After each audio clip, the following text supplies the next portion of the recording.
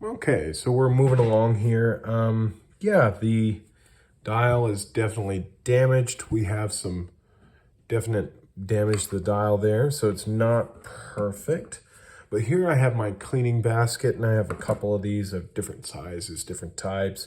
But I am going to start my disassembly on this movement. And I'm gonna just start just by basic just troubleshooting. I'm just gonna try and figure out what's going on with it. What can I figure out? What needs to be fixed, etc., etc., etc. But one thing I did notice is we don't really have any movement here when changing the time. And the gears are wanting to move, which is good. But this is the problem.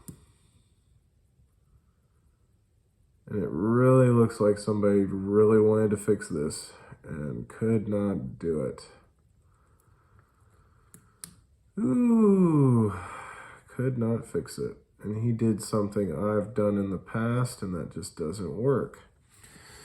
This is why you can't change the time on this watch. So the crown needed replacing, and you can see that crown has been gnarled up, hoping to catch those rectangular edges there. So that is a big problem, because that means we need a new crown. And these crowns can be kind of expensive. I can get them, but I'm not sure if I'm willing to get it for this watch. Probably gonna have to figure out what I'm gonna do about that and see. It's a relatively new watch as well. These are not that old. So for me, I'm gonna have to figure out what I can do. I could possibly clamp that and get that to where it needs to be, but I've never had any luck with that. So there's the big problem on why the time cannot be set. The other real big issue here, and you're probably not going to be able to see it, maybe, but you can see that this is just really dirty. There's a lot of dirt in this movement. It's not clean. It's not shiny. There's a lot of something in this. I am quite sure this was repaired by somebody that may not have had the tools they needed and just wanted to make a quick buck, and it just went really badly for them. Because the case and everything looks pretty good, and that's kind of usually how that kind of goes, is somebody's able to make this case look nice, make it look pretty, or etc., etc. But then when it comes to working on an actual watch and an actual movement, they can't really do that.